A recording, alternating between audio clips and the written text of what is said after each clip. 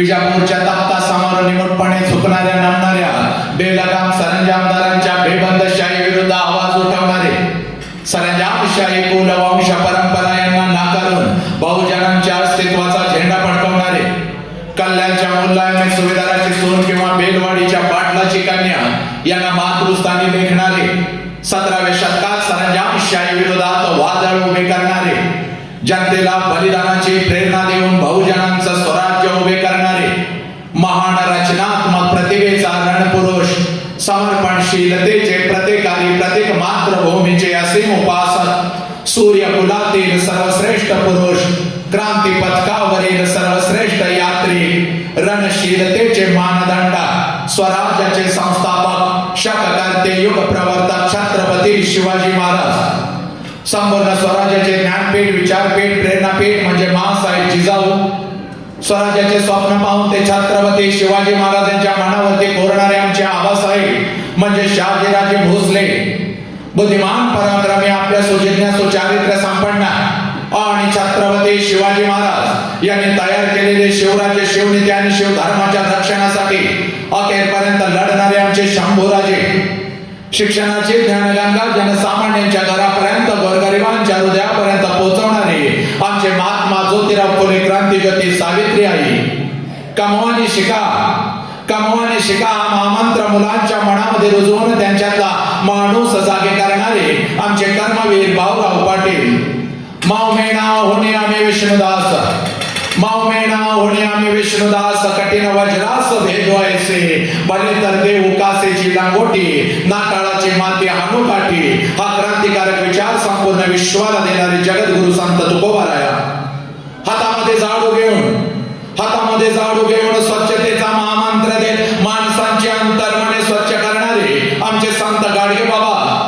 आणि आपल्या लेखणीच्या जोरावरती संपूर्ण विश्वाला मानवता, समता, बंधुत्वता हा महामंत्र देणारे विश्वरत्न डॉक्टर बाबासाहेब आंबेडकर यांना विनम्र अभिवादन करून एक मुखाने आपण सर्वजण बोला छत्रपती शिवाजी महाराज के, बोला भारत माता के, बोला छत्रपती श्रीमंत धर्मवीर संभाजी महाराज के, बोला विश्वरत्न डॉक्टर बाबासाहेब आंबेडकरांचा.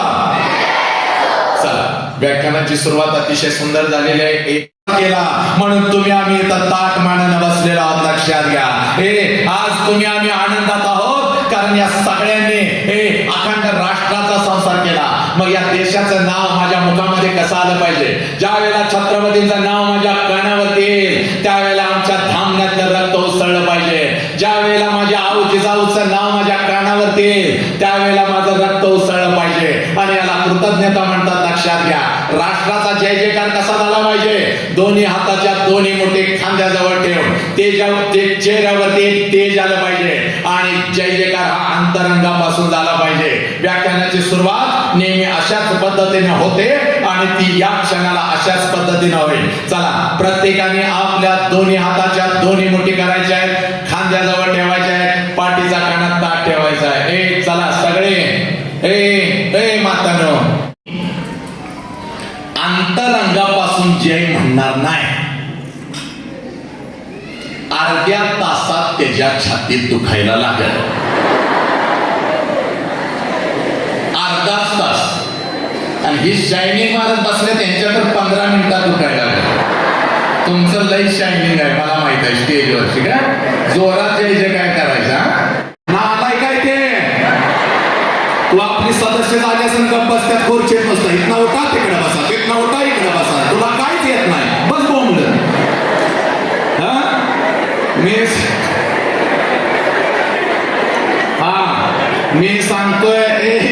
मी सांगतोय तसं जगायचं, खोटं सांगत नाही. आणि आपलं रेकॉर्ड आहे, एकदा एका गावात बोलवलं की परत आपल्याला बोलवत नाही. त्यामुळं आता आलोय तर माईक काय सोडत नाही. तुमच्यामुळं माझं वाटोळ झालंय, बायको घरात येणं झाल्या मला. पहाटे 5 ला आलोय आणि लगेच 6 ला तर आंघोळ करून इथं आलोय. काय बोंबलाय काय? त्यामुळे आता लक्षात घ्या, हा एकदम फर्स्ट क्लास, एकदम हसायचं. तुम्हाला काही माहित होतं नाही का? आज मी येणारा 1-1.5 महिना पोरग लागले सगळीकडे ऍड करायला. आणि ती बारकी सारखी चिंगरी पोरं कशाला घेऊन आलाय बोकांडी? हा, त्याच्या बापाकडे घेऊन येता येत नव्हतं का आजच्या दिवस तरी? का तुझ्या एकटीच जायचे? आणि बोकांडी घेऊन चालणं माझा गाणी आणचाल शोन्या तुझा ड्रायव्हर कुठं आहे रे, तो हागला कारण तो मुतला कारण मधीच बिसलरीची बाटली घेऊन रस्त्याच्या कडेला बसवत्या, तो असाच आहे रे, तो तसाच आहे रे. हे तर आणायचं माझ्या बोकांडी मारायचं. चांगला कार्यक्रम माझा फ्रॉक करून टाकायचा. आणि पोरग पण एवढं नालाय, जरा कार्यक्रम लागला माम्या घरला शियाल्या माम्या काल मला भूक लागल्या माम्याचा थोबाड फोडीन. माम्या घरला परवाच्या कार्यक्रमात एक आईच्या मांडीव बसलं होतं आणि माझ्याकडे बघायचं आणि आईला सांगायचं, म्हणणे आपल्या बॉब सारखं दिसतंय. मला एवढं भारी वाटलं, म्हणलं आपल्यासारखं ह्याच्या घरात कोण तर आहे, त्याची आठवण त्याला येते म्हणून आपल्याला बॉब्स म्हणतंय. मी पण अशी छाती करून त्याच्याकडे बघायला लागलो. मलाच करायचं हे बॉब्स. त्याच्या आईनं त्याचं तोंड दाबलं. आईनं तोंड दाबल्या, त्याच्या आईला म्हणलं का ग तोंड दाबतेस, ए का तोंड दाबतेस का, म्हणला माझा भाचा मला बॉब्स म्हणतोय, तुला बघवत नाही काय, माझ्यासारखं तुझ्या घरात कोण तर आहे म्हणून ते मला बॉब्स म्हणतंय. ती म्हणली गबस दादा, बॉब्स आमच्या कुत्र्याचं नाव आहे.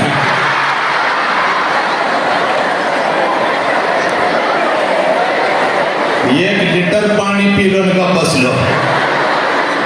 परवा राजगुरुनगरला 5,000 पोरं होती कॉलेजची आणि मी तिथं स्ट्रिक्टली सांगितलं होतं पहिली ते दुसरीची पोरं अजिबात आणायची नाही. तरी एक मॅडम ऐकलं नाही, गपचूप मागं आणून बसवल्या. खुर्चीवर असा उभा होतो, एक पोरग खुर्चीच्या खाली येऊन बसलं आणि खाल्लं मला म्हणतंय, साहेब मागणं पॅन्ट फाटल्या तुमची. उडी टाकली. त्यामुळे आता काय माझ्या समोर कोण लहान मुलं नाही, जे आपल्या मांडीवर आहेत. मातानो बिंदास हसायचं बघ, कारण का इकडे बघ तुकडोजी महाराजांचा दाखला इथं. काहीतरी मी सांगत नाही, माझ्या व्याख्यानाला विज्ञानाचं, अध्यात्माचं आणि इतिहासाचं अधिष्ठान आहे. यातलं पहिलं अध्यात्म तुला सांगतो बा. हे बघ काय माझ्या व्याख्यानाला अध्यात्माचं अधिष्ठान आहे. तुकडोजी महाराजांनी सांगितलंय, गाव करावया निरोगी सुंदर. इकडे बघा का, गाव करावया निरोगी सुंदर. जर आम्हाला गाव निरोगी आणि सुंदर करायचं असेल तर काय करावं लागेल, गाव करावया निरोगी सुंदर, सुधारावे लागेल एक एक घर आणि त्याहून घरात राहणारा करावा लागेल आदर्श.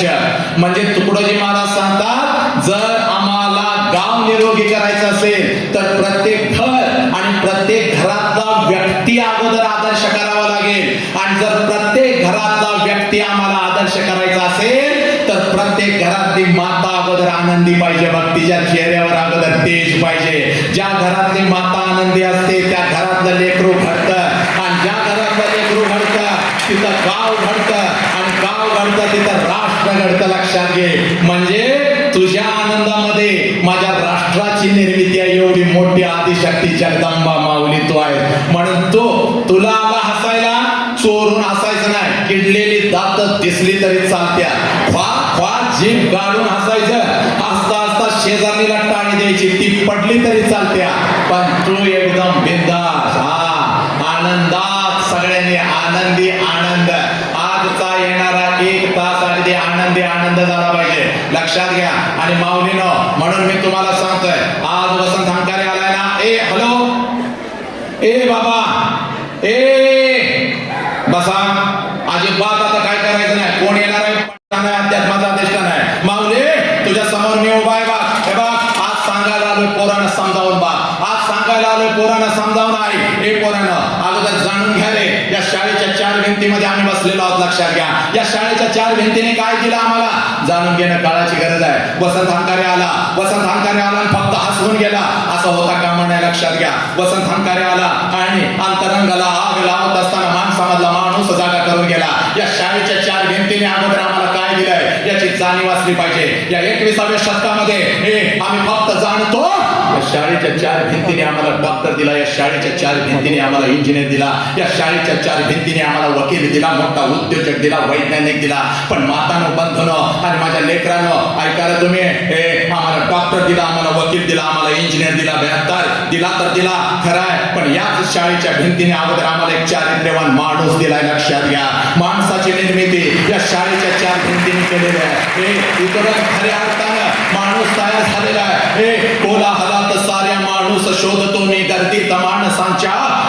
माणूस शोधतो मी या देशामध्ये 136 करोड माझी जनता आहे 136 करोडची गर्दी आहे पण या गर्दीमध्ये बोटावर मोजणे इतपतच माणसं आहेत लक्षात घ्या या माणसांचा शोध आम्हाला घ्यायचा आहे आणि म्हणून व्याख्यानाच्या सुरुवातीला माते तुला सांगतो बघ या माणगावमध्येच नव्हे तर या महाराष्ट्रात आणि या देशात प्रत्येक घरात डॉक्टर नसला तरी चालेल प्रत्येक घरात इंजिनियर नसला तरी चालेल पण प्रत्येक घरामध्ये एक चारित्र्यवान माणूस पाहिजे लक्षात घे तुझ्या पोटाला आलेलं पोरग ऐक माते एक वेदना आहे हा इतिहास आहे लक्षात घे तुझ्या पोटाला आलेलं पोरग डॉक्टर नाही घडलं तरी चालेल व्याख्यानाच्या सुरुवातीलाच तुला सांगतोय बा तुझ्या पोटाला आलेलं पोरग डॉक्टर नाही घडलं तरी चालेल तुझ्या पोटाला आलेलं पोरग इंजिनियर नाही घडलं तरी चालेल पण तुझ्या पोटाला आलेलं पोरग चारित्र्यवान माणूस नक्कीच घडलं पाहिजे आणि 21व्या शतकामध्ये आम्ही मार्कांचा ढीग रचला बघ आम्ही लाखो डॉक्टर तयार केले लाखो इंजिनियर तयार केले अनेक अधिकारी तयार केले आमचा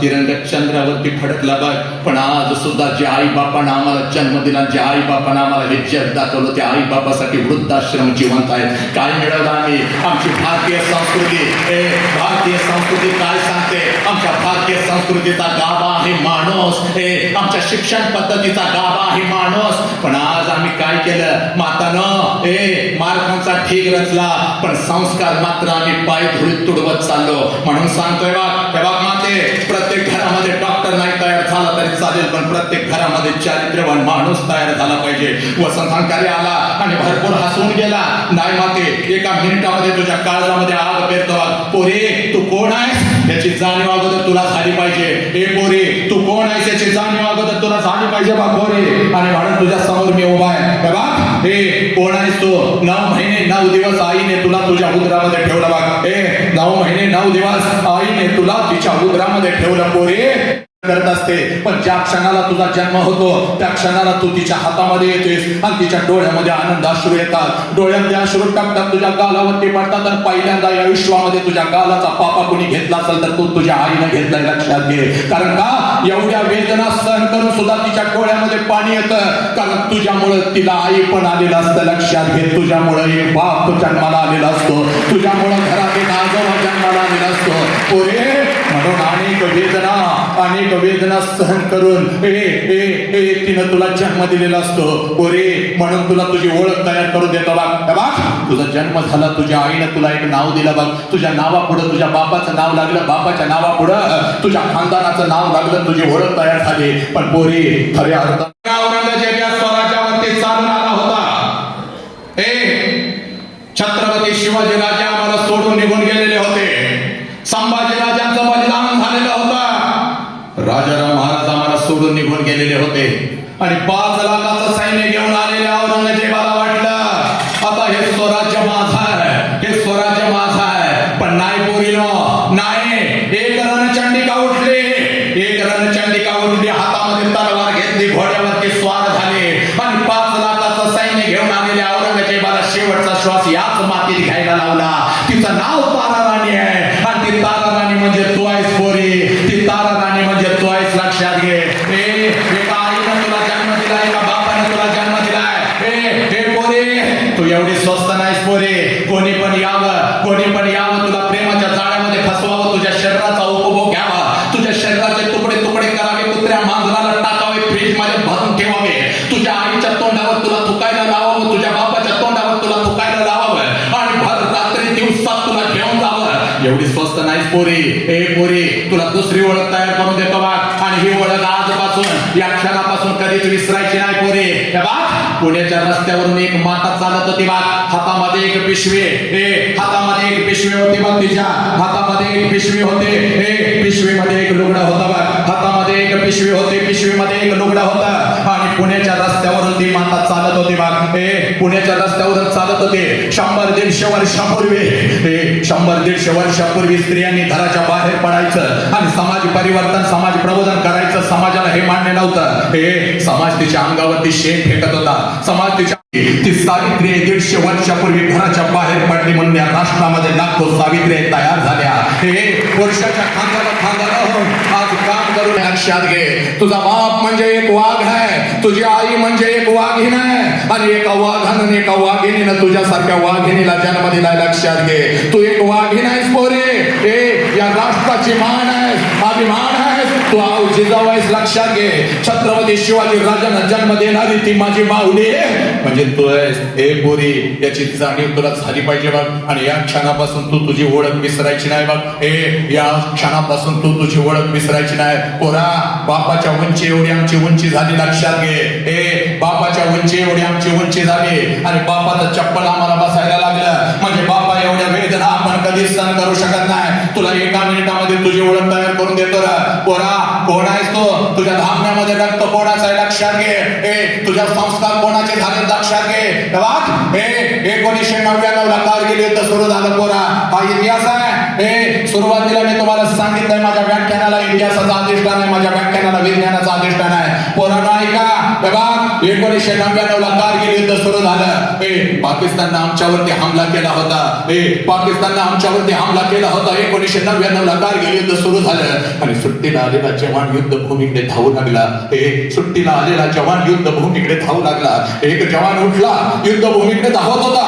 त्यावेळेला त्याची आई त्याच्या समोर आली. आपल्या लेकराला कडकडून मिठी मारली, कारण तिला माहित होतं माझं पोरग युद्धासाठी निघालेलं आहे, पाकिस्ताननं आपल्यावरती हमला केलेला आहे, माझं पोरग निघालंय.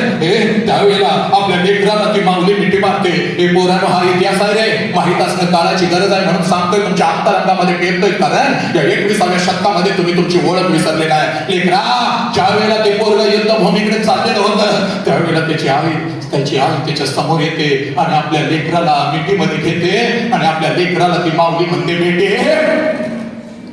बेटे मुझे मालूम है बेटे, जंग शुरू हो गई है, तुम्हें तो जाना होगा बेटे मुझे मालूम है जंग शुरू हो गई है, तुम्हें तो जाना होगा.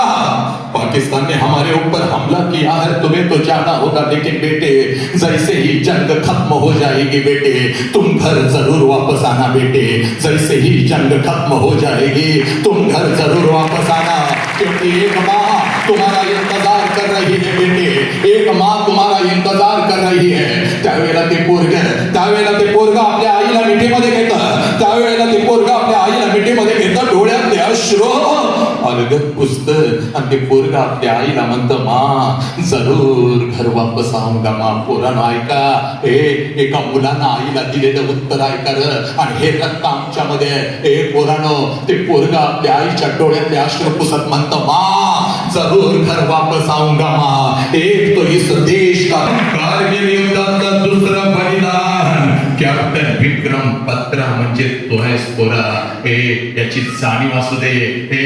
12 वाजेपर्यंत मित्रांचे रस्त्यावर वाढदिवस साजरे करायचे, हातामध्ये सिगारेट घ्यायचं, तुझ्या अंगामध्ये रक्त. लक्षात घे, क्रांतिसिंह नाना पाटलाचं इंग्रजांना सुद्धा थांब फोडला होता त्या वाघानं. याच मातीतला तो वाघ. अरे, शाहू महाराजांचे संस्कार आणि रक्त तुझ्या अंतरंगामध्ये आहे रे पोरा. 12 वर्षाचं पोरग काय करतंय? मातानो, तुमच्या पोटाला आलेलं पोर कोण आहे याची अगोदर तुम्हाला जाणीव होते. तोपर्यंत तुम्ही त्याच्यावर संस्कार नाही करू शकणार. अरे, संस्काराची पोहावा याच्या माध्यमातून तुझ्या काळावरती येतं का? 12 वर्षाचं पोरग म्हणजे तुझं वय सुद्धा 12-13 आहे रे. तुझं वय 14, 15, 16, 17 आहे. पोरा ऐक, 12 वर्षाचा पोरगा असतो. रक्ताच्या थारोळ्यामध्ये माझा भारतीय पडलेला असतो. रक्ताच्या थारोळ्यामध्ये माझा भारतीय पडलेला असतो. तिथं 12 वर्षाचं पोरग जातं, रक्त हातामध्ये घेत आणि पळत पळत घरी येतं. त्यावेळेला त्याची आई विचारते, बेटे क्या है तेरे मुट्ठी में बेटे क्या है तेरे मुट्ठी में. त्यावेळेला ते पोरग आपल्या हातातली माती टाकून आपल्या आईला म्हणतं, माँ मेरे भारतीयों के खून से रंगी हुई ये मिट्टी है माँ. मेरे भारतीयों के खून से रंगी हुई ये मिट्टी है और मैं इसका बदला जरूर लूंगा. आणि तेच 12 वर्षाचं पोरग वयाच्या 23व्या वर्षी इन्कलाब जिंदाबादचा नारा देत फासावरती जातं, ज्याचं नाव भगतसिंग आहे. आणि पोरा, तो भगतसिंग म्हणजे तो आहेस. लक्षात घे पोरा, तो भगतसिंग म्हणजे तो आहेस पोरा. माऊलीनं दादा एक खुर्ची. माऊलीनं ऐका, काय सांगतोय ऐका ग माऊलीनं. तुझ्या पोटाला कोण आलंय बा, याची जाणीव करून देणं काळाची गरज आहे. मी काय सांगतोय, समोर उभा राहतोय. कारण मला माहिती आहे एका व्याख्यानातून एक लेकरू जरी घडलं तर ते एक लेकरू छत्रपती शिवाजी राजा असू शकतं आणि एक छत्रपती शिवाजी राजा असंख्य माता भगिनींना सुरक्षित करतो. एक माझा राजा स्वराज्य उभं करू शकतो. 18 पगड जातींना एकत्र घेऊन समतेचा झेंडा रोवू शकतो. ऐक माते, हे माते, माझा राजा, तुझं लेकरू जसं 4 वर्षाचं तुझ्या मांडीवरती खेळतं ना ग, अगदी तसंच माझा राजा जिजाऊच्या मांडीवरती खेळत होता. माझा राजा जिजाऊच्या मांडीवरती खेळत होता बघ. आणि आऊसाहेब राजांना जवळ बोलवते, आऊसाहेब राजांना जवळ बोलवते. राज इकडे या, राज इकडे या. आऊसाहेब, आज्ञा आऊसाहेब. त्यावेळेला माझे आऊसाहेब राजांना सांगते, राज स्वराज्य उभं करा, राज स्वराज्य उभं करा, पण आपलं स्वराज्य उभं करा. राजा स्वराज्य उभं करा, पण आपलं स्वराज्य उभं करा. त्यावेळेला माझा राजा आऊसाहेबांच्या मांडीवरती बसतो, आऊसाहेबांच्या गालावरून हात फिरवत आऊसाहेबांना प्रश्न करतो, आऊसाहेब स्वराज्य तर नक्कीच आम्ही उभा करू. आऊसाहेब स्वराज्य तर नक्कीच आम्ही उभं करू. आमच्या रक्ताच्या प्रत्येक थेंबामध्ये आऊसाहेब आपण पेरलेला आहे संघर्ष. आमच्या रक्ताच्या प्रत्येक थेंबामध्ये आपण पेरलेला आहे गनिमी कावा स्वराज्य. आऊसाहेब स्वराज्य तर नक्कीच उभं करू मी आऊसाहेब, पण आपल्या स्वराज्याचा अर्थ आम्हाला समजावून सांगावा. आऊसाहेब आपल्या स्वराज्याचा अर्थ आम्हाला समजावून सांगावा. त्यावेळेला माझी आऊची जाऊ राजांना मिठीत घेत म्हणते, तेच आपलं स्वराज्य असू शकतं राज. ज्या स्वराज्यातली प्रत्येक स्त्री सुरक्षित असते तेच आपलं स्वराज्य असू शकतं राज. स्वराज्य उभं करा, पण स्वराज्यातल्या प्रत्येक स्त्रीला अगोदर सुरक्षित करा. स्वराज्यातल्या प्रत्येक घरातल्या स्त्रीला अगोदर सुरक्षित करा राज, तरच ते आपलं स्वराज्य असू शकतं राज. आणि आता ऐका ग मातानं, आईनं पेरलेला एक संस्कार होता. आईनं पेरलेला एक संस्कार होता आणि त्याचा वटवृक्ष तयार झाला. आईनं पेरलेला एक संस्कार होता आणि त्याचा वटवृक्ष तयार झाला. जगातला एकमेव राजा ज्या राजानं स्वतःच्या स्वराज्यातल्या स्त्रियांना तर आया बहिणीचा दर्जा दिलाच. ज्या राजानं स्वतःच्या स्वराज्यातल्या स्त्रियांना तर आया बहिणीचा दर्जा दिलाच, पण शत्रूंच्या स्त्रियांना आया बहिणीचा दर्जा देणारा जगातला एकमेव राजा, ज्याचं नाव छत्रपती शिवाजी राजा. एका आईनं तयार केला होता. तुझ्या घरामध्ये पोटाला आलेलं पोर म्हणजे छत्रपती शिवाजी राजा आहे. तुझ्या पोटाला आलेलं पोर क्रांती सिंहनाना पाटील आहे. तुझ्या पोटाला आलेलं पोर भगतसिंग आहे बघ. माऊली आणि पोरानं या व्याख्यानाचा सार आणि गाभास तुझ्या काळजामध्ये पेरतो. हे बघ काय करायचं आज घरी जाऊन, पुत्र व्हावा ऐसा गुंडा, पुत्र व्हावा ऐसा गुंडा ज्याचा तिन्ही लोकी झेंडा. का तुकोबराया म्हणतात, ऐक माझ्या राजाचा राज्याभिषेक झाला होता. पोरानं ऐकायचं, नेमका आज तेच करायचं पोरीनं. अभ्यास कसा करायचा हे सांगायला मी नाही आलो, पण अभ्यास का करायचा आणि आई बापाच्या कष्टाला न्याय का द्यायचा हे सांगायला आलोय बा. संस्कार दीपक भव या कार्यशाळेच्या माध्यमातून ऐक बघ, माझ्या राजाचा राज्याभिषेक झाला होता. 32 मन सोन्याच्या सिंहासनावरती माझा राजा बसलेला होता. पिढ्यानपिढ्या आम्हाला स्वराज्य नव्हतं, पिढ्यानपिढ्या आम्हाला राजा नव्हता. माझा राजा 32 मन सोन्याच्या सिंहासनावरती बसलेला होता. शिरावरती चिरेटोप होता, कमरेला तलवार होते. भरजरी वस्त्र घालून महाराष्ट्राचा हा वाघ, ब्रह्मांडाचा हा नायक 32 मन सोन्याच्या सिंहासनावरती बसलेला होता. आणि समोरच्या सिंहासनावरती आऊची जाऊ बसलेली होती. आणि आऊची जाऊ आपल्या लेकराला डोळं भरून बघत होती. याच पोराला मी जन्म दिला, याच्यावरती संस्कार केले आणि स्वतःच्या कर्तृत्वावरती हे पोरगा 32 मन सोन्याच्या सिंहासनावरती बसलं. आई म्हणून ऊर भरून आला, आई म्हणून ऊर भरून आला. आणि आऊजी जाऊच्या डोळ्यामध्ये अश्रू आले, मोत्यासारखे अश्रू टप टप टप टप टप टप सिंहासनावरती कोसळू लागले आणि माझी आऊसाहेब आपल्या लेकराचं कौतुक बघून सिंहासनावरून उठल्या.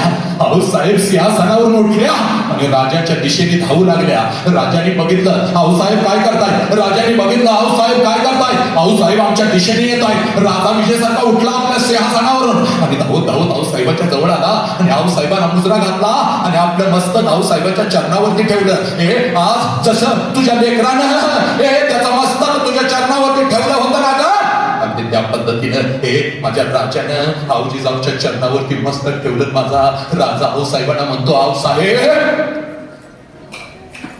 आऊसाहेब आपण काय न केलं, आऊसाहेब, आऊसाहेब आपण काय न केलं, आम्हाला हुकम दिला असता आऊसाहेब तर आम्ही आलो असतो आपल्यापर्यंत. आपण काही न केलं आऊसाहेब, आपण काही न केलं. माझा राजा झुकला होता चरणावरती. आऊसाहेबांच्या डोळ्यातले अश्रू राजाच्या गालावर पडत होते. माझ्या राजाला हंबरडा फोडला आऊसाहेब काही न केलं आपण. त्यावेळेला माझे आऊसाहेब राजांना म्हणते राज, राज एक मागणं आहे राज, मागू का राज.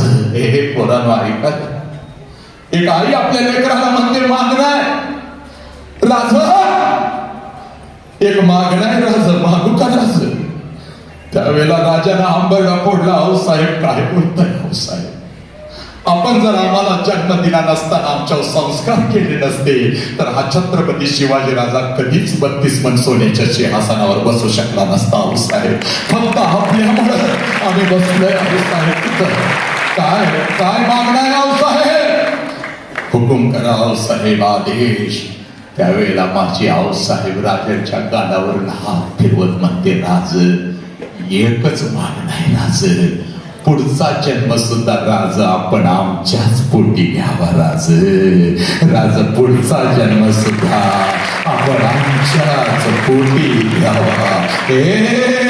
माझ्या राजानं हंबरडा फोडला, माझ्या राजानं हंबरडा फोडला. माझा राजा म्हणतो आऊसाहेब फक्त पुढचा जन्म नाही आऊसाहेब, आऊसाहेब फक्त पुढचा जन्म नाही आऊसाहेब, जोपर्यंत आऊसाहेब आम्हाला मानव धर्म मिळेल तोपर्यंत आऊसाहेब आम्हाला तुमच्याच पोटी जन्म घ्यायचा आहे.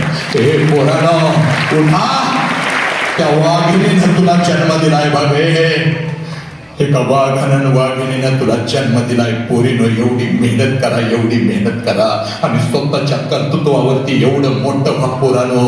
तुमच्या आई बापानं तुमच्या कानावरून हात फिरवत तुम्हाला म्हटलं पाहिजे पोरा पुढचा जन्म माझ्याच पोटी घे रे पोरा, पुढचा जन्म माझ्याच पोटी घे. तेव्हा खऱ्या अर्थानं आईला आई पण येईल, तेव्हा खऱ्या अर्थानं बापाला बाप पण येईल. हे पोरा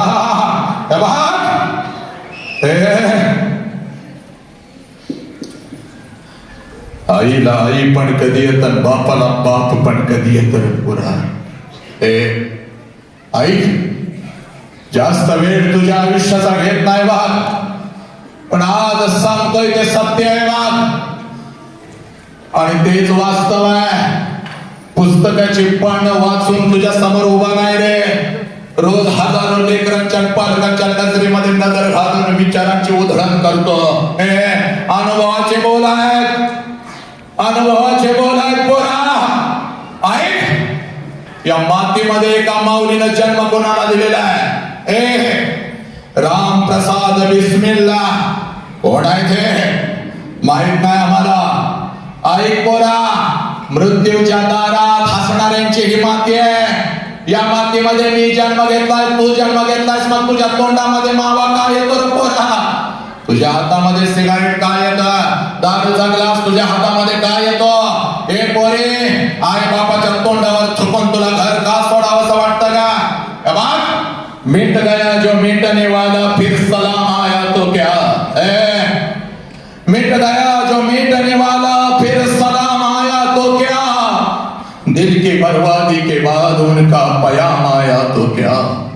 मिट गई जब सब उम्मीदें, मिट गए जब सब ख्याल, उस घड़ी और कितना बाजू एका दिल में है. रामप्रसाद बिस्मिल्ला यांना फाशी झालेली असते. आपल्या देशासाठी, अपने वतन के लिए फांसी के तख्त पर चढ़ने वाले रामप्रसाद बिस्मिल्लाह। इनके सामने आखिरी वक्त में उनकी माँ आती है और सामने खड़ी रहती है। ज्या वेळेला रामप्रसाद बिस्मिल्लाह यांच्या समोर शेवटच्या क्षणाला त्यांची आई येते, त्यावेळेला रामप्रसाद बिस्मिल्लाह यांच्या डोळ्यामध्ये पाणी येतं। त्यावेळेला ती वाघीण आपल्या लेकराला म्हणते, राम, ए राम, तेरे आंखों में आंसू क्यों राम, ए राम तेरे आंखों में आंसू क्यों, इस वतन के लिए फांसी के तख्त पर चढ़ने वाला है, इसीलिए तेरे आंखों में आंसू। राम, आंखों में आए हुए आंसू पूछ लो, क्योंकि शेर कभी रोता नहीं राम, शेर कभी रोता नहीं। एक शेरनी ने एक शेर को जन्म दिया है, हंसते हंसते अपने वतन के लिए फांसी के तख्त पर लटक जाना। ते पोरगा अपने आईला म्हणतो, माँ ये खुशी के आंसू है माँ, मेरा आखिरी वक्त चल रहा है और तुम मेरे सामने आई हो। माँ मैं चाहता हूँ कि अगला जन्म मैं तेरे ही कोख से लेना चाहता हूँ और निम्रोजन के खिलाफ वापस लढना चाहता हूँ। एका वाघाला जन्म देणारी एक वाघीण म्हणजे आई, तू आहेस लक्षात घे। छत्रपतींना जन्म देणारी माऊली म्हणजे तू आहेस लक्षात घे। वो खून कहो किस मतलब का जिसमें उबाल का नाम नहीं, वो खून कहो किस मतलब का जो आ सके देश के काम नहीं। नेताजी सुभाष चंद्र बोस यांना जन्म देणारी ती जननी म्हणजे तू आहेस। ऐक माऊली, पोरानो आज घरी जायचं, पोरानो आज घरी जायचं, आज घरी जायचं, आज घरी जायचं ना आपल्या आईला एक प्रश्न करायचा बघ पोरी। बघ आज मी सांगतोय तेवढं करायचं बघ पोरी, आजपर्यंत खूप केलंस बघ। घरी गेले गेला आईला म्हणतेस ना, आई मला भूक लागली, इथं लपलाय खऱ्या अर्थानं बाबा, आज बाप उलगडा करून तुला सांगतो बा। आज घरी जायचं, आज घरी जायचं, पोरांना आपल्या आईला प्रश्न विचारायचा आहे। आई माझं वय आता 15 वर्षाचं आहे, आई वय आता माझं 18 वर्षाचं आहे, आई माझं वय आता 20 वर्षाचं आहे। ही आई, ज्या वेळेला मी 2 वर्षाचे होते आई, ज्या वेळेला मी 1 वर्षाचे होते, ज्या वेळेला मला नुसतंच कळत होतं, त्या वेळेला महिन्यातून 4-4 वेळेला आई तू तुझ्या माहेरी जात होतीस आई। ही आई 15 वर्षापूर्वी, 15 वर्षापूर्वी वर्षातून 4-4 वेळेला आई तू तुझ्या माहेरी जात होतीस आई। तुझ्या आईला भेटायला, तुझ्या बापाला भेटायला, तुझ्या भावाला भेटायला, माहेरचं तुझं घर बघायला आई महिन्यातून 4-4 वेळेला तू तुझ्या माहेरी जात होतीस आई।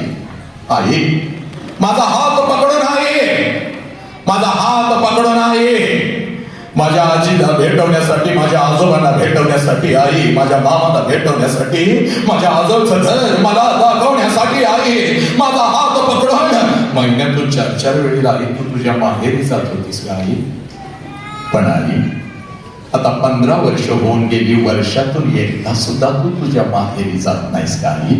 का गाई या वर्षातून एकदा सुद्धा तू तुझ्या माहेरी जात नाहीस आई, का गाई? पोरांनो एवढा प्रश्न तुम्ही तुमच्या आईला विचारा, इथंच लपलाय खऱ्या अर्थानं तुमचा भाव, इथंच लपलाय खऱ्या अर्थानं तुमचा भाव। तुम्ही फक्त तुमच्या आईला एवढा प्रश्न विचारा, तुझी आई तुझ्या गळ्यामध्ये पडून हंबरडा फोडेल बघेल, तुझी आई तुझ्या गळ्यामध्ये पडून हंबरडा फोडेल। खराय पोरी, खराय पोरी, खराय, खराय पोरी। 15 वर्षापूर्वी महिन्यातून 4-4 वेळेला आई माझ्या आईला बघायला, माझ्या बापाला बघायला मी माहेरी जात होते, माझ्या भावाला भेटायला। हो 15 वर्षापूर्वी ज्या वेळेला तू 2 वर्षाची होतीस, त्यावेळेला तुझा मनगट पकडून मी जात होते तुझ्या आजोळी, तुझ्या आजोबांना, तुझ्या आजीला, तुझ्या मामाला भेटवायला तुला घेऊन जात होते। खराय पोरी, आणि आता वर्षातून मी एकदा सुद्धा जात नाही खऱ्या पोरी। हे पोरी, जेव्हा महिन्यातून 4-4 वेळेला मी माझ्या माहेरी जात होते ना ग पोरी, एसटीतून जशी गावात उतरत होते, घराच्या दिशेने जशी मी धावत होते ना पोरी, त्यावेळेला त्यावेळेला माझ्या नजरेसमोर अगोदर घर यायचं बघ, आणि जसं मला घर दिसायचं मी झपाझप माझी पावलं घराच्या दिशेने उचलत होती. आणि जसं घर माझ्या नजरेच्या टप्प्यात यायचं, घराच्या अगोदर मला घराच्या समोरचं अंगण अगोदर दिसायचं, आणि त्या अंगणामध्ये मला माझ्या बापाचं चप्पल अगोदर दिसत होतं पोरी. त्या अंगणामध्ये मला माझ्या बापाचं चप्पल अगोदर दिसत होतं, आणि अंगणात मला माझ्या बापाचं चप्पल दिसलं की मला कळायचं माझा आबा घरामध्ये आहे, माझा आबा घरामध्ये आहे. हो, कारण शाळेवरून मी परत आले ना पोरी, अंगणात बापाचं चप्पल दिसलं की अंगणातूनच पडत घरात जात होते. आबा मला उद्या शाळेला हे पाहिजे, आबा मला उद्या शाळेला ते पाहिजे, आबा आबा. त्यावेळेला माझा बाप लहानपणी मला म्हणायचा, पोरी तुला जे पाहिजे ते देतो, अगोदर 2 घास खाऊन तर घेतली ग, सकाळपासून उपाशी असशी. हे पोरी पोरी, ज्या वेळेला मी माझ्या माहेरी जात होते त्यावेळेला मला अंगणात बापाचं चप्पल दिसत होतं, आणि बापाचं चप्पल दिसलं की मी अंगणातूनच माझ्या बापाला हाक देत होते, आबा. आणि आबा ही हाक माझ्या बापाच्या कानावर गेली की जेवणाच्या ताटावरचा माझा बाप पडत अंगणात यायचा, माझ्या हातातल्या पिशव्या घ्यायचा, मला म्हणायचा, पोरी न सांगताच आलीस की ग, काय झालं, काय अडचण आहे का? तेव्हा मी माझ्या बापाला म्हणत होते, नाही वा आबा, तुमची आठवण आली म्हणून आली आबा. तेव्हा माझा बाप माझ्या हातातल्या पिशव्या घ्यायचा आणि अंगणातूनच माझ्या आईला हाक द्यायचा, अगं ऐकलंस का गे, पोर आली की गाठली. मग जेवणाच्या ताटावरून उठून माझी आई पळत यायची, हातामध्ये एक तांब्या, दुसऱ्या हातामध्ये भाकरीचा तुकडा बुडवायची, माझ्यावरून ओवाळायची, इकडे तुकडा टाकून द्यायची, आपली आठी घोट माझ्या गालावरून फिरवायची, कपाळावर कडा कडा कडा कडा कडा कडा मोडायची, आणि मला घरामध्ये घेऊन जायची. पण आता पोरी, आता जेव्हा मी माझ्या माहेरी जाते तेव्हा घर तेच आहे पोरी, अंगण तेच आहे पोरी, पण त्या अंगणामध्ये मला माझ्या बापाचं चप्पल दिसत नाही का पोरी. त्या अंगणामध्ये मला माझ्या बापाचं चप्पल दिसत नाही पोरी. हे पोरी, आणि जरी अंगणातून मी आबा म्हणून हाक दिली तरी घरातून बाप बाहेर येत नाही पोरी, आणि बाहेर येऊन माझ्या हातातल्या पिशव्या घेत नाही, माझ्या आईला हाक देत नाही. आता ऐकलंस का?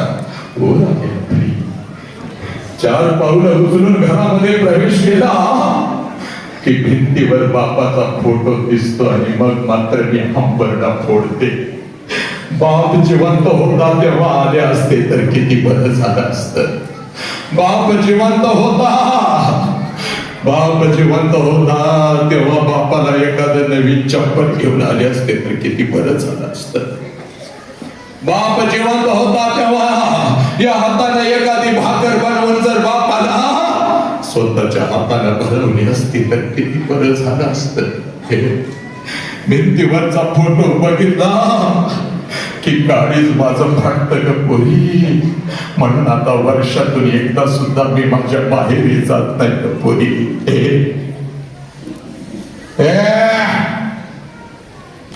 आला श्वास गेला श्वास, जीवा तुझं रतंतर, जगण मरण एका श्वासाचं अंतर. पोरानं माझी बहिणाबाई सांगून गेले, जोपर्यंत आई बापाचा श्वास सुरू आहे ना तोपर्यंत आई बापावर प्रेम करा. एकदा का श्वास निघून गेला पोरानं की फक्त भिंतीवरचा फोटो आणि तुम्ही, त्या फोटोतून कधीच तुझा बाप बाहेर येणार नाही, तुला कधीच मिठी मारणार नाही. म्हणून सांगतोय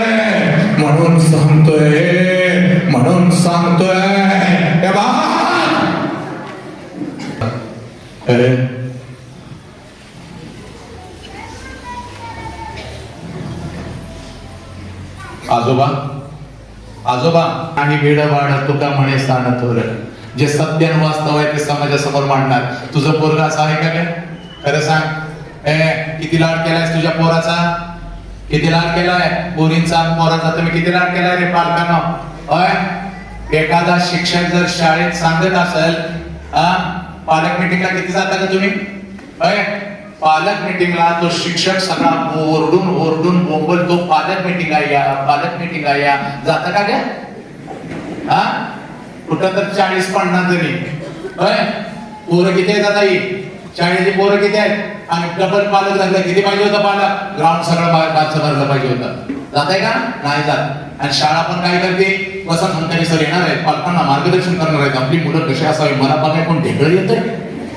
कोण येत नाही मला बघाय. पुढच्या वर्षी साहेब ऍड जरा वेगळ्या पद्धतीने करायची.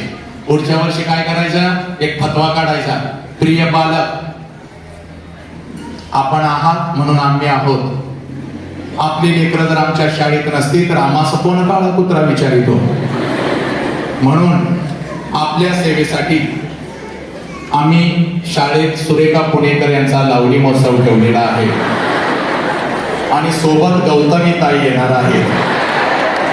एक नोटीस काढायची, गाव इथं येतोय. गाव आलं की मला समोर उभं करायचं. किधर है सुरेखा पुणेकर? माहीत सुरेखा पुणेकर, माहीत गौतमी है. दांडका हातात घेऊन एकेकाला सांगतो, या भारतात सगळ्यात नालायक जात कुठली असेल तर ती पालकाची. जेव्हा फुगडी खेळायला टनाटन उड्या मारत जातील, पण पोरांच्यासाठी नाही. दांडिया खेळा येत नाही, 150 टनाचं मोजडं धनाक धनाक करत खेळतील, पण पोरांच्यासाठी जायला यांना वेळ नाही. घरातल्या अर्ध्या फरशा फोडून टाकतील, धाबाक धाबाक धाबाक धाबाक करून. काय आपलं पोरग तसं शिक्षक एखादा निरोप पाठवतो, तुमचं गाण्यात लई त्रास देतोय शाळेमध्ये, तर लगेच कशी करतीस का शिक्षकांना? आमचा गाण्या तसा नाही, आमचा गाण्या नवसाचा आहे, आमचं गाण्या तसं नाहीच, आमचं पोरग तसं नाही, आमचा गाण्या लई चांगला आहे. तुझ्या गाण्यानं अर्ध्या शिक्षकाच्या तोंडाला फेस आणलाय शाळेत. एवढा नालायक आहे तुझा गाण्या. तुझा गाण्या नववीला आहे पण एवढा नालायक आहे.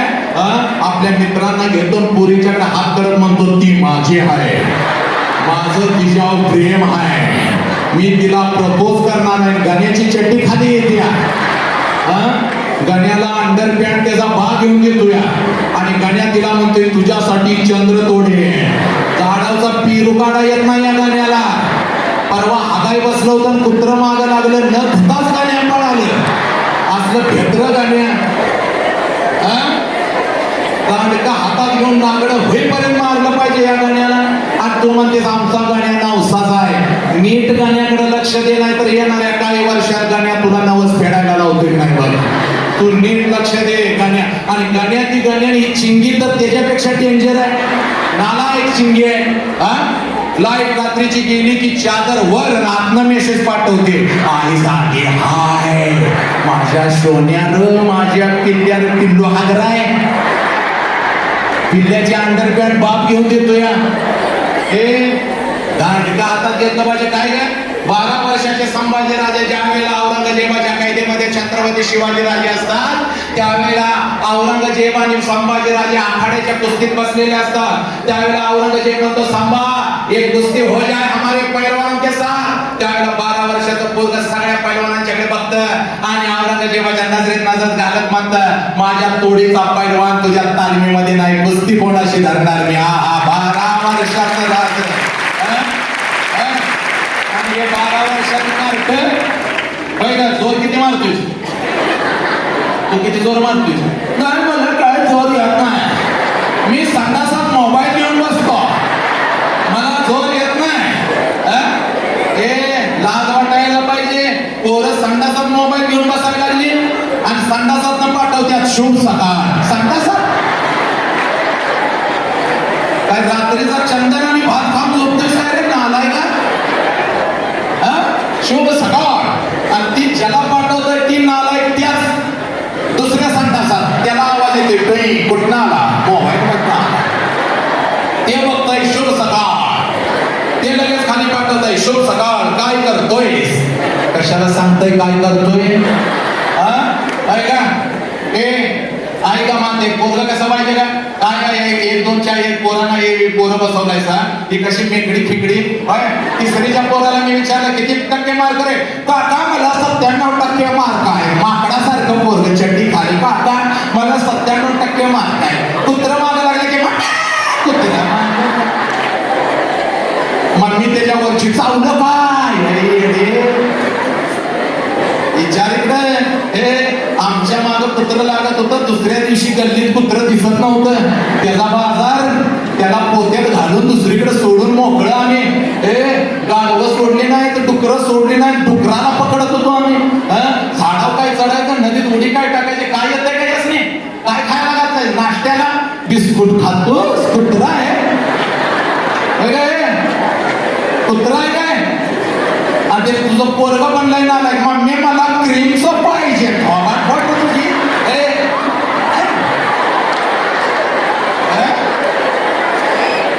एक सुटलून काढली पाहिजे. मम्मी मला क्रीमचं पाहिजे.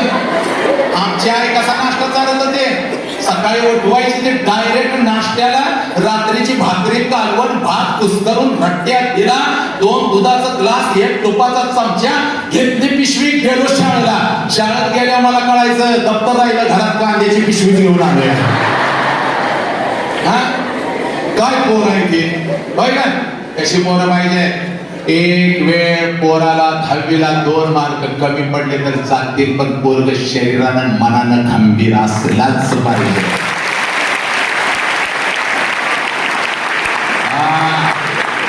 तुझ्या पोटाला वाघ आलाय ना, ट्रिबल जरा शाप करायला लागतं याचा, ट्रिबल. अजून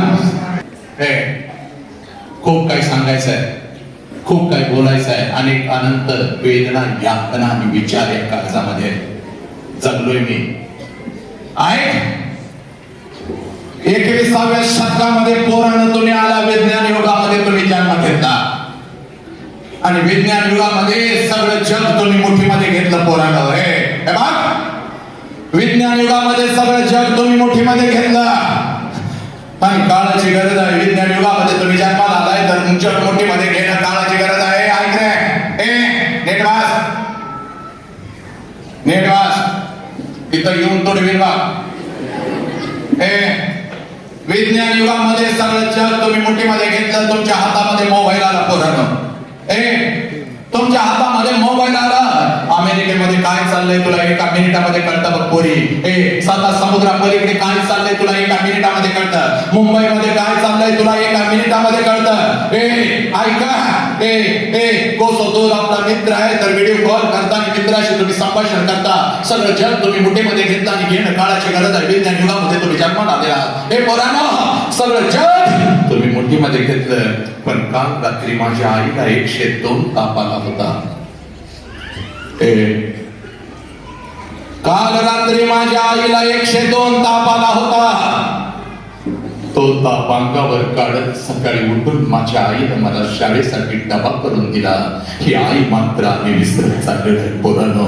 ही आई मात्र आम्ही विसरत चाललेलो आहे. त्या माऊलीला 102 ताप असतो तरी सुद्धा ती सकाळी उठते आणि तुम्हाला शाळेसाठी डबा करून देते. कारण त्या माऊलीच्या डोळ्यासमोर तुम्ही येता. त्या माऊलीच्या डोळ्यासमोर तुम्ही येता. जर मी अंतरुणावरती पडून राहिले तर दिवसभर माझी पोरगी दुसऱ्याच्या डब्याकडे बघत बसेल. म्हणून 102 ताप अंगावर काढत ती माऊली सकाळी उठत तुम्हाला डबा करून देते. ही आई मात्र आम्ही कुठं तर विसरत चाललोय. काल रात्री माझ्या बापाची कंबर दुखत होती. काल रात्री माझ्या बापाला ताप आला होता. काल रात्री माझा बाबा अंतरुणावरती तळमळत होता. काल रात्री माझ्या बापाला रात्रभर झोप नव्हती. तरी सुद्धा सकाळी उठून माझा बाप आमच्यासाठी शेतात कामाला गेला. हा बाप मात्र आम्ही विसरत चाललेला आहे पोरीनो. हा बाप मात्र आम्ही विसरत चाललेला आहे. पोरीनो, सगळं जग मुठीमध्ये आम्ही घेतलं. सगळं जग आम्ही मुठीमध्ये घेतलं. पण ज्या आई बापानं आम्हाला जन्म दिला तो आई बापच आम्हाला कडेला झालाय. पोरीनो, हे सगळ्या जगाची माहिती आम्हाला आहे. अमिताभ बच्चनच्या नातीचं नाव काय आम्हाला माहिती आहे. कोणता हिरो कोणत्या हिरोईन बरोबर लग्न करणार हे आम्हाला माहिती आहे. मुंबई इंडियन्सने किती रन काढले, चेन्नईने किती रन काढले, कोणी कसा बॉल टाकला हे आम्हाला माहिती आहे. पण माझा बाप माझ्यासाठी पावसात भिजत असतो. माझा बाप माझ्यासाठी उन्हामध्ये तळपळत असतो. माझा बाप माझा थंडीमध्ये कुडकुडत असतो. माझा बाप माझ्यासाठी उपाशी राहतो. माझा बाप माझ्यासाठी फाटकी तुटकी कपडे घालतो. पण माझ्या अंगावर ब्रँडेड कपडा चढवतो. हा बाप मात्र आम्ही विसरत चाललेला आहे. बापालाच आम्ही प्रश्न करतो, तुम्हाला काय कळतं पप्पा? आईला प्रश्न आम्ही करतो, आई तुला काय कळतं? या 21व्या शतकामध्ये आमचा तिरंगा चंद्रावरती फडकला, पण या 21व्या शतकामध्ये आमची पोरं आमच्या आई बापाला विसरू लागली. म्हणून पोरानं तुम्हाला सांगतोय, प्रत्येक घरामध्ये डॉक्टर नाही तयार झाला तरी चालेल, पण प्रत्येक घरामध्ये आई बापाच्या कष्टाला न्याय देणारं पोरग तयार झालंच पाहिजे. हे पोरीनं काळाची गरज आहे बघ, काळाची गरज आहे बघ पोरी. तुला हात जोडून सांगतो, जास्त वेळ तुझा घेत नाही बघ पोरी. हे बघ, हे संस्कार दीप भाऊ या कार्यशाळेच्या माध्यमातून तुला सांगतो बघ, 12वीला आहेस ना, 10वीला आहेस ना पोरी, नापास झालं तरी चालेल बघ. हे बघ, या खात्यावर जबाबदारी घेऊन सांगतोय बघ, नापास झालं तरी चालेल बघ, फक्त बापाकडे जा. जा बापाकडे आणि बापाला सांग, पप्पा पप्पा 10वीला खूप अभ्यास केला होता पप्पा, गेला विषय माझा पप्पा. त्यावेळेला तुझा बाप काय करेल एका क्षणाला इथं सांगतो बघ. तुझा बाप तुला मिठीमध्ये घेईल, तुझ्या डोळ्यातले अश्रू पुसेल आणि तुझा बाप तुला म्हणेल, पोरी झालीस नापास तर हो दे की, एखादं वर्ष गेलं तरी चालेल पोरी, परत अभ्यास कर, परत परीक्षेला बस, एखादा गुंडा विकावा लागला तरी चालेल, तुझा बाप मागा हटणार नाही पोरी. तुला शिकवल्याशिवाय, तुला स्वतःच्या पायावर उभं केल्याशिवाय हा बाप शांत बसणार नाही. अजून मला कर्ज काढावं लागलं तरी चालेल. हे पोरानं म्हणून हात जोडून सांगतोय ना, हे बघ पोरा, 10वीला आहेस 12वीला आहेस ना, नाही 10वीला पास झालास तरी चालेल. प्रत्येक जण इथं सांगतो तुला 97% पडले पाहिजे आणि तुला 98% पडले पाहिजे, पण मी सांगतोय बघ पोरा, हाच तुला, हे बघ पोरा, एक वेळ 10वीला नापास झालास तरी चालेल. हे बघ, स्वतःच्या खांद्यावर जबाबदारी घेऊन हे वाक्य वापरतोय बघ या शाळेच्या प्रांगणामध्ये. हे बघ, एक वेळ 10वीला नापास झालास तरी चालेल पोरा, एक वेळ 12वीला नापास झालास तरी चालेल पोरा, नाही डॉक्टर होता आलं तरी चालेल पोरा, नाही इंजिनियर होता आलं तरी चालेल पोरा. हे पोरा, हे बघ, हे पोरा, आयुष्यभर बापाच्या जीवावर बसून खावं लागलं तरी चालेल पोरा. इकडं बघ, तुला काहीच नाही करता आलं तरी चालेल, आयुष्यभर बापाच्या जीवावर बसून खावं लागलं तरी चालेल पोरा, पण आयुष्यात असं कुठलंच काम करू नको पोरी ज्याच्यामुळे तुझ्या बापाला मान खाली घालावी लागत पोरी. आयुष्यात असं कुठलंच काम करू नको पोरी ज्याच्यामुळे तुझ्या बापाला मान खाली घालावी लागेल. याला अध्यात्म आहे बघ पोरी. एका मिनिटात सांगतो, मेल्यानंतर बापाला जाळता चूक आहे पोरीनो. पोरीनो, मेल्यानंतर बापाला नाही जाळत. आज नीट आहे माझ्या मुखातून वसंत नावाचा बाप आज तुझ्या काळजामध्ये सत्य करतोय बघ. हे बघ, मेल्यानंतर बापाला जाळत नाही रे, मेल्यानंतर फक्त बापाचं निर्जीव शरीर जाळतात. हे नालायकानो, हे हरामखोर, ऐका मी काय सांगतोय. मेल्यानंतर बापाचं फक्त निर्जीव शरीर जाळतात, पण जर तुमच्यामुळे तुमच्या बापाला मान खाली घालावी लागली तर रोज घरात बाप मदत असतो, रोज बापाची चिता आपण आपल्या हाताने रचत असतो, रोज बापाच्या चितेला आपण अग्नी देत असतो आणि रोज बाप हळू हळू हळू मरत असतो पोरानो. आणि जिवंतपणीचं मरण लई वाईट असतं ग पोरी, जिवंतपणीचं मरण लई वाईट असतं. म्हणून सांगतोय बघ, आयुष्यात काही नाही करता आलं तरी चालेल, पण आपल्या बापाला मान खाली घालायला लावू नकोस. आपल्या बापाला मान खाली घालायला लावू नकोस पोरी. हे पोरी, ऐक पोरी, एक काम कर बघ पोरी. आज मी तुला सांगतोय बघ, जास्त वेळ तुझ्या आयुष्याचा घेत नाही बघ. आज एक काम कर बघ, आजपर्यंत घरी जात होतास ना पोरा, पळत पळत जात होतास, पाठीवरचं दप्तर बाजूला ठेवून आईला म्हणत होतीस, आई मला भूक लागली, पण आई काहीतरी खायला देत होती. आज जरा वेगळं करायचं बघ, आज घरी जायचं, आज घरी जायचं, दप्तर बाजूला ठेवायचं आणि आईला काही नाही बोलायचं. फक्त बापाची वाट बघत बसायचं. 100% सांगतो बघ, तुझा बाप तुझ्यासाठी कामाला गेलेला आहे बघ, घरात बसत नाही बघ पोरी. तुझा बाप कामाला गेलेला आहे, घरात बसत नाही बघ. जिथं बाप तुझा काम करत असतो तिथले वरिष्ठ जरी ओरडले, अपमान केला तरी सहन करून घेतो, कारण जर काम गेलं तर माझ्या पोरीच्या शिक्षणाचं काय व्हायचं, माझ्या पोराच्या शिक्षणाचं काय व्हायचं, म्हणून कुत्र्यासारखं बोलून घेतो.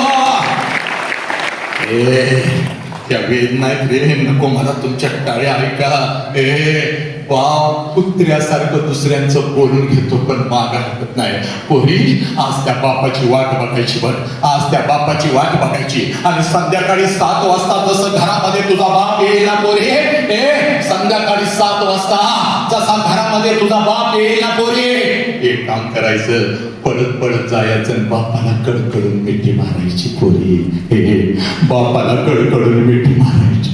जशी बापाला कडकडून मिठी मारशील तसा तुझा बाप तुला म्हणेल पोरी काय झालं का शाळेत कोण काय बोललं का पोरी तुला तुला काय हवं का तेव्हा बापाला सांग नाही पप्पा मला शाळेत कोणी काही नाही बोललं पप्पा मी जेव्हा 2 वर्षाची होते पप्पा जेव्हा मी 2 वर्षाची होते पप्पा तेव्हा रोज तुम्हाला मिठी मारत होते कारण तेव्हा मला माझा बाप कळत होता पप्पा मी आता मोठी झाले पप्पा तुम्ही मला बंधनामध्ये ठेवता मला तुमचा तिरस्कार होत होता पप्पा मला तुमचा राग येत होता पप्पा मी आता तुम्हाला मिठी मारत नव्हते पप्पा पण पप्पा आज शाळेमध्ये व्याख्यान ऐकलं पुन्हा एकदा मला माझा बाप कळाला म्हणून पप्पा येऊन तुम्हाला मिठी मारते पप्पा आय लव्ह यू पप्पा आय लव्ह यू पप्पा आय लव्ह यू पप्पा हे पोरा आज घरी जा आणि बापाला फक्त कडकडून मिठी मार बर तुझा बाप हंबरडा फोडून रडल तुझा बाप हंबरडा फोडून रडल कारण हे बापाची किंमत जर बापाची किंमत जर तुम्हाला कळायची असेल तर कधी तर वृद्धाश्रमामध्ये जा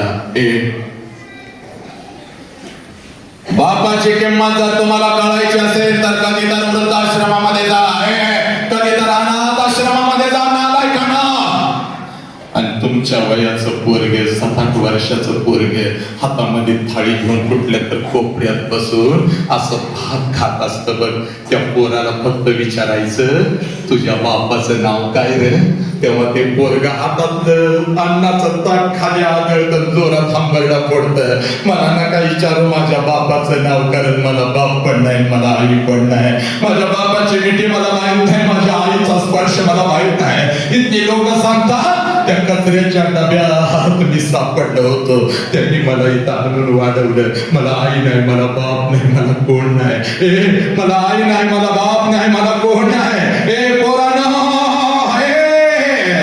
बापाची किंमत विचारा रे त्या पोराला ज्याचा बाप लहानपणीच निघून गेला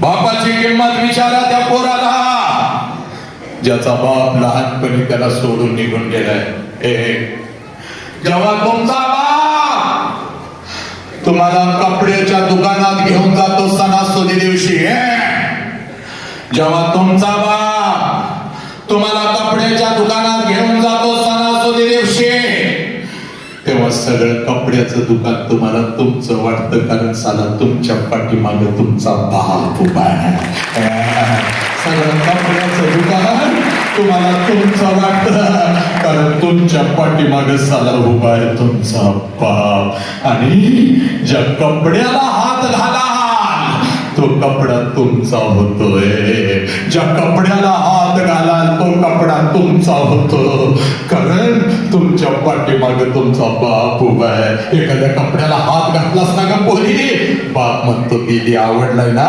उजाड आणि बिना बापाचं पोरग कुठल्या तर झाडाखाली उभा असतं तुमच्या नव्या कपड्यांच्याकडे बघत असतं आणि त्या पोराच्या मनात विचार येतो साला माझा बाप असता साला माझा बाप असता तर माझ्या अंगावर अशीच नवीन कपडे चढले असती ते पोरग पळत पळत घराकडे जातं आपल्या आईकडे जातं ते पोरग पळत पळत घराकडे जातं आपल्या आईकडे जातं आणि आई जवळ हंबरडा फोडतो आय माझ्या सगळ्या मित्रांच्या अंगावर नवीन कपडे आहे म्हणा त्यावेळेला ती माऊली म्हणते पोरा 2 दिवसानं येणार आहेत माझं पैसे घेते तुला एखादा शर्ट पोराला माहित असतं 2 दिवसानं आईचं पैसे येणार नाही तर आईला माहित असतं 2 दिवसानं आपण आपल्या लेकराला शर्ट घेऊन देऊ शकणार नाही दोघे एकमेकाला मिठी मारून रडत असतात पोरग बापाच्या आठवणीत आणि आई आपल्या कंकवाच्या आठवणीत आणि हळूच पोरग म्हणतो आय मला सोडून आबा का निघून गेलेले आणि उत्तर नसतं आईकडं उरता फक्त अश्रूने हंबरले. हे म्हणून नालायकानं सांगतोय आहे ना बाप, घरी जा आणि आज बापाला मिठी मारा, आज बापाला मिठी मारा, माफी मागा बापाची. चला या 21व्या शतकामध्ये विसरलो आम्ही आमचा बाप. हे पोरी तुला सांगू का, 2 मिनिटात सांगतो पोरा. बापाच्या म्हणजे एवढा होतो सारा, कधी तर व्यसन करताना बाप तुला पकडतो. तुझ्या तोंडाचा बियरचा वास येतो, तुझ्या हातामध्ये सिगारेट येतं, तेव्हा तुझा बाप तुला काही बोलत नाही. पळत पळत घराकडे येतो, तुझ्या आईला मिठी मारून हंबरडा फोडून रडतो. अगं यासाठी का पोराला जन्माला घातलं होतं, मला मरण तरी काय येत नाही ग, मला मरण तरी काय येत नाही. पोरानो जीव गेला तरी भेटत, पोरानो व्यसन नाही करायचं. लक्षात घ्या, आपल्यामुळे आपल्या बापाला मान खाली घालायला लावायची नाही पोरानं. हे पोरानं कधीच नाही. हे पोरी तुला सांगू का, 1 मिनिटामध्ये सांगतो. हे 20 वर्ष तर हाताच्या फोडासारखं बाप तुला जपतो बघ. 20 वर्ष तर हाताच्या फोडासारखं तुला बाप जपतो बघ. आणि 20 वर्षानं जेव्हा तुझं लग्न ठरतं ना पोरी, तेव्हा सगळ्या घरात आनंदी आनंद असतो बघ. सगळ्या घरात आनंदी आनंद असतो, पण रात्रीच्या अंधारात तुझा बाप झुरत असतो बघ. कारण बापाला कळतं काही दिवसांनी माझी पोरगी मला कायमची सोडून निघून जाणार आहे. लग्नपत्रिका छापून आली की पाहुण्या पायांना सगळ्यात पुढं तुझा बाप वाटत असतो बघ. माझ्या पोरगीच्या लग्नाला यायचं ना, माझ्या पोरगीच्या लग्नाला यायचं, माझ्या पोरगीच्या लग्नाला यायचं, माझ्या पोरगीच्या लग्नाला यायचं. हसत हसत लग्नपत्रिका देतो आणि जसा पाठमोरा होतो तसा हंबरडा फोडत घराकडे येतो. कारण तुझ्या बापाला त्या लग्नपत्रिकेवरची तारीख ओरडून ओरडून सांगत असते, या तारखेला तुझी पोरगी तुला कायमची सोडून निघून जाणार आहे, तुझी पोरगी तुला कायमची सोडून निघून जाणार आहे. असाच तो लग्नाचा मंडप असतो बघ. नवऱ्या बरोबर नटून थटून तो उभी असतेस बघ. नवऱ्या बरोबर नटून थटून तो उभी असते. 12:30चं तांदूळ असतं, तांदूळ पडतं बघ, तांदूळ पडतं बघ. प्रत्येक जण तुला आशीर्वाद द्यायला, प्रत्येक जण तुला आशीर्वाद द्यायला लग्नाच्या बाहुल्यावरती येतो. हे बा तू प्रत्येकाचा आशीर्वाद घेत असतेस, प्रत्येक जण तुला आशीर्वाद देत असतात. सगळीकडे आनंदी आनंद असतो, वाजंत्री वाजवत असतात बघ, चांगली चांगली गाणी वाजत असतात. आणि त्याच लग्न मंडपात जेवणाच्या पंक्ती उठतात बघ पोरी. त्या लग्न मंडपात जेवणाच्या पंक्ती उठतात आणि त्या पंक्तीत तुझा बाप हसत हसत फिरत असतो.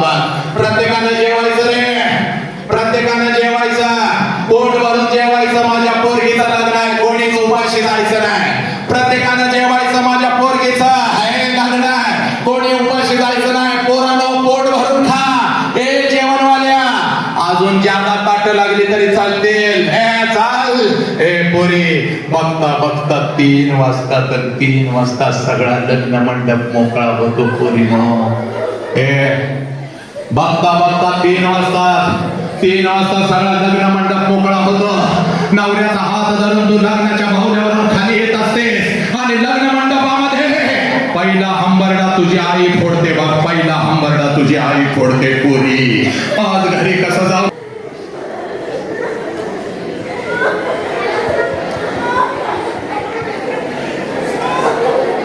आज घरी कसं जाऊ पोरी, आज फोडते. मग तू तुझ्या आईला धरून हंबरडा फोडते.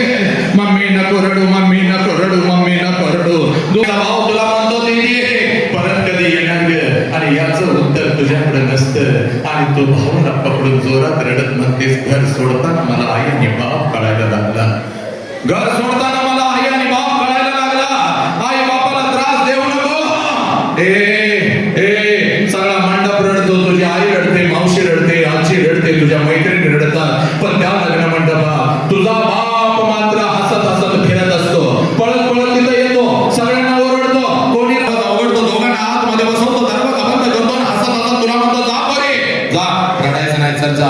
आणि तुला काय वाटतं पोरी, माझा बाप असाच आहे. तुला वाटतं माझा बाप असाच आहे?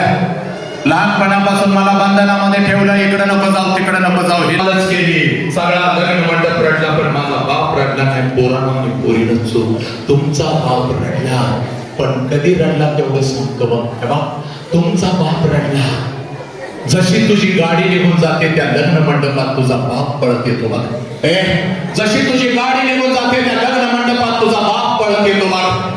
लग्न मंडप वाल्याला बोलवतो, किती रे तुझं पैसं? ए बाबा, आजच घे, उद्या माझ्याकडे असतील नसतील पोही.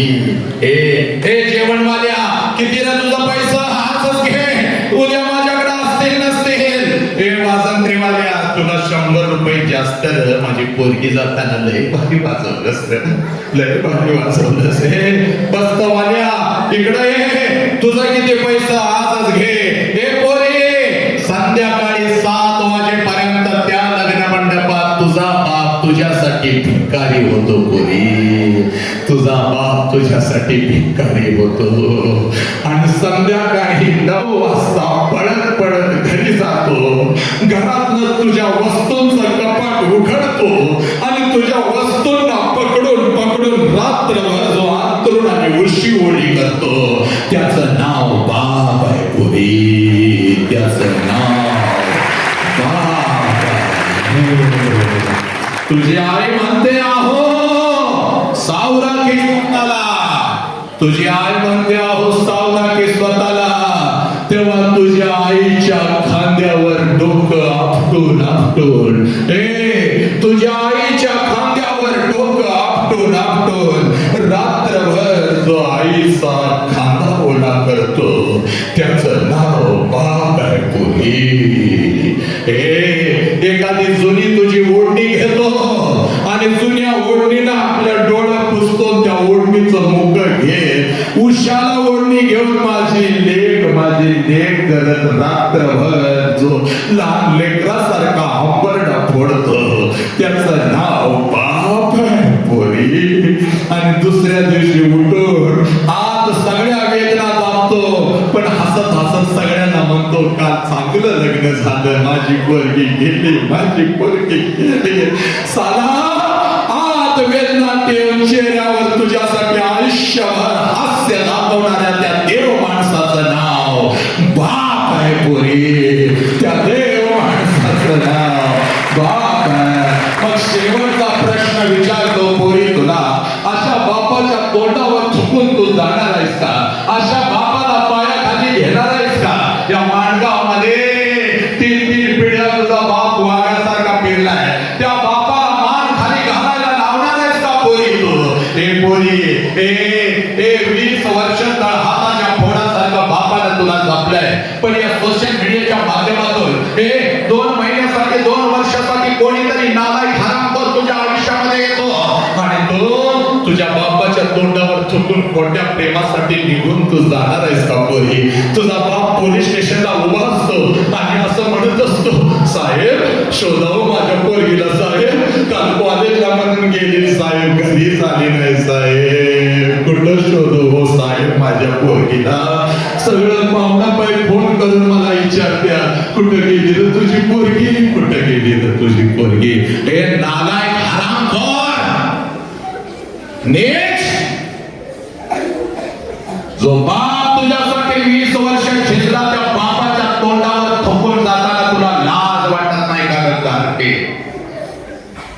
हे नालायका, एखाद्या पोरगीचा हात धरायचा, तिला तिच्या बापाच्या तोंडावर थुकायला लावायचा, तिला रातोरात घेऊन जायचा.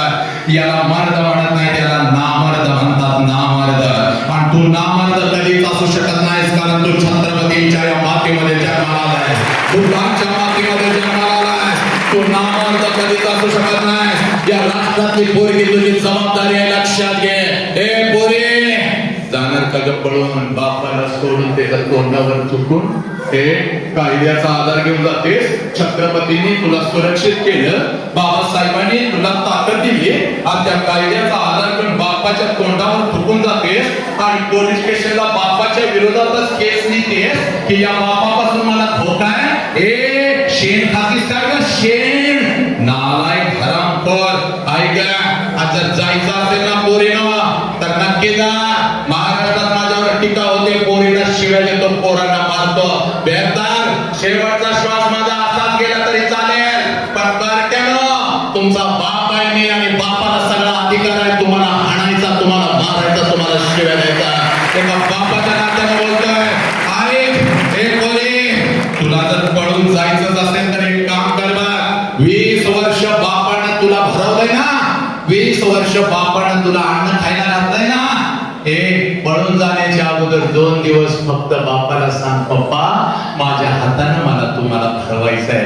बाप आनंदानं उड्या मारत, पोरी मला भूक लागले, जा अन्नाचं ताट घेऊन ये, स्वयंपाकघरात जा, बापाचं अन्नाचं ताट तयार कर, पण चोरून त्याच्यामध्ये विष घाल पोरी, विष घाल आणि विषानं भरलेला घास बापाला झाड, तुझ्या डोळ्यात एकच तुझा बाप मरू दे, समाज त्याला जाळू दे, त्याची राख एकदाची तुझ्या डोळ्यानं बघ नालायके, आणि मग बापाला सोडून निघून जा, कारण ते जिवंतपणीचं मरण लय वाईट असतं पोरी.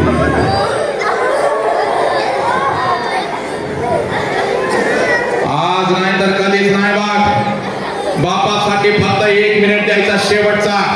आपला हात वरती करा सगळ्यांनी, आपला उजवा हात वरती करायचा आहे, आपला उजवा हात वरती करायचा आणि डोक्यावरती ठेवायचा आहे. 20 वर्ष तुला बापानं जपलं ना, आता फक्त 1 मिनिट बापासाठी पोरे, मी सांगतोय म्हणून उजवा हात आपल्या डोक्यावरती ठेवायचा पोरानो पोरीनो, आणि 1 मिनिटासाठी डोळे बंद कर, काय डोळे बंद, डोळे बंद कर आणि बापाला डोळ्यासमोर आण पोरी.